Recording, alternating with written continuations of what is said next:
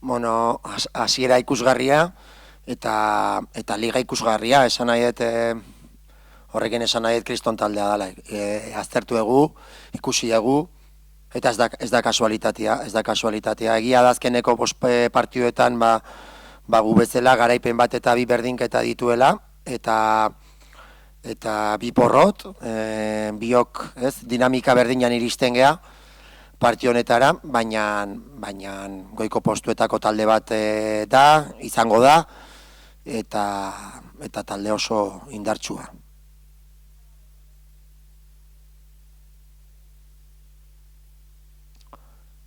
Bueno, taldea asteko lasai, lehengo unean partido hon bat egin genula iruditzen zait, asteazkenean Koruñan, garaipenetik gertu ginean, partioa aztertuta gero, ikusi eta gero azken minutuak hortzen izan genituen 3 puntuak. Garbi dago ondo etorriko zitzaizkigula 3 puntu horiek partio hontara begira, ikusita partio oso zaila daukagula, baina taldea lasai dago, gogotsu, eta guretzako ere bai, azkenean partido berezia da. Partidua 3 puntu ez gain, lehen itzuliko azken partidua delako, ez genuelako jolastu, eta Granadillari irabazten balin badiogu, aukera asko ditugulako, erreginen konpa jolasteko. Beraz, 3 puntu ez gain partido berezia, baina zentzu horretan ilusioa, nik uste hori dela. Momentu honetan ilusioa transmititu behar diogula taldeari eta gogotsu guaz.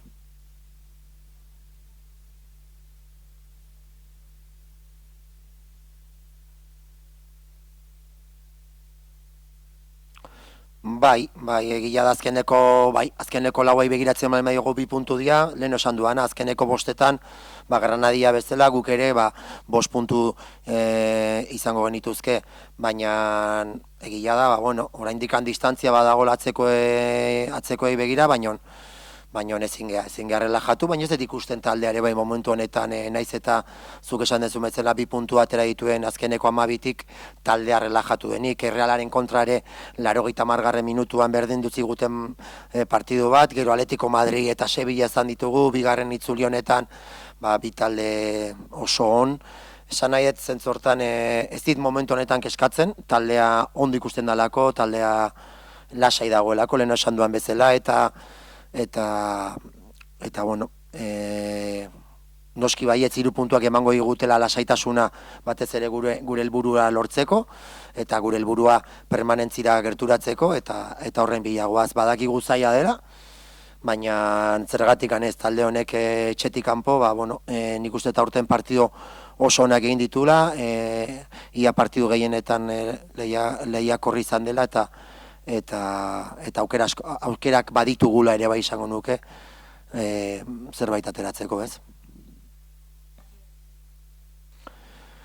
Esango nuke oso partidu lehiatua, beraiek oso indartsuak dira. Lehen esan duan bezala talde sendo bada, eta talde sendo bat atezainetik hasita aurrelari arte, postu guztietan eta linea guztietan oso jokalari ona dituzte, 11ako oso ona da.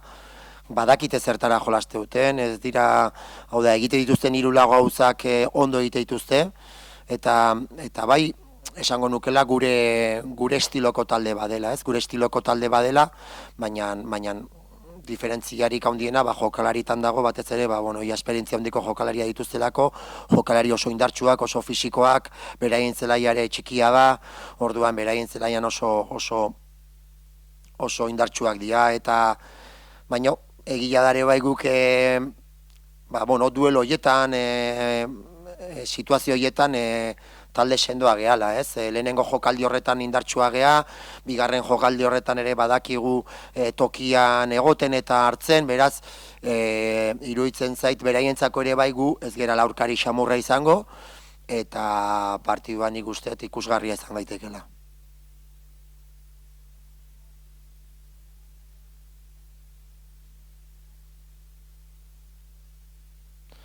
Sí, hombre, Granadilla empezó muy bien y sigue muy bien y va a terminar muy bien. Me parece que es un equipo de los de arriba, eh, no creo que sea una sorpresa viendo cómo empezaron, lo que dices tú, porque en todas las líneas me parece que es un equipo que tiene muy buenas jugadoras, tanto desde la portera hasta la delantera. Por tanto, no es ninguna sorpresa que el Granadí esté ahí y lo que te he dicho, me parece que es un equipo que va a estar tranquilamente entre los 5 primeros. Bueno, estamos bien, estamos tranquilos. Es verdad que el miércoles estuvimos muy cerca también de ganar, pero sobre todo en el tramo final el equipo pues hizo méritos para llevarse los 3 puntos que nos darían más tranquilidad, pero tampoco veo al equipo, ayer entrenamos, el equipo está bien, con ganas, con ilusión, porque es un partido también para nosotros especial, donde al final es un partido que pues bueno, de la primera vuelta, que nos puede dar opciones si sacamos los 3 puntos de jugar la Copa de la Reina, ¿no? Que jugarían los 8 primeros de la primera vuelta. Por tanto, pues bueno, vamos con muchas ganas e ilusión a Tenerife.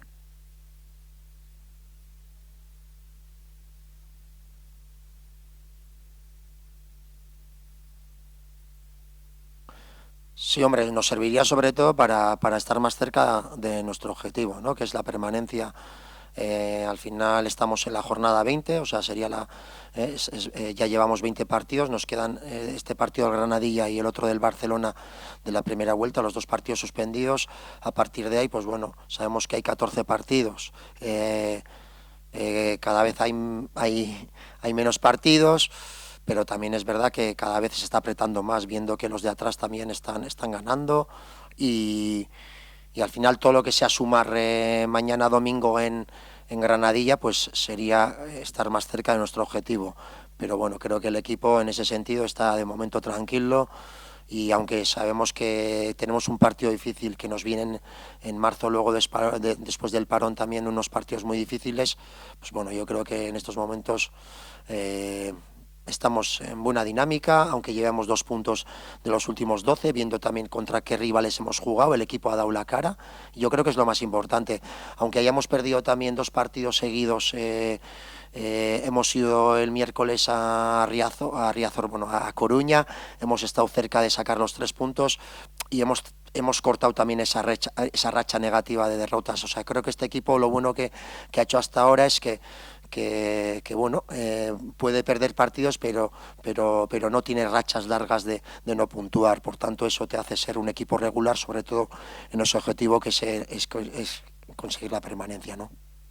Bueno, mañana lo que hemos dicho es un rival muy potente, que no es casualidad que esté en los puestos cabeceros desde el inicio de liga y es un equipo bueno, es un equipo físico, con las ideas muy claras, las 3 4 cosas que hacen los hacen muy bien, tanto con balón y sin balón y me parece que bueno, enfrente también van a encontrar un rival, el nuestro, que somos un equipo físico, somos un equipo de ir a esos duelos, por tanto somos un equipo que también sabemos ganar esas segundas jugadas.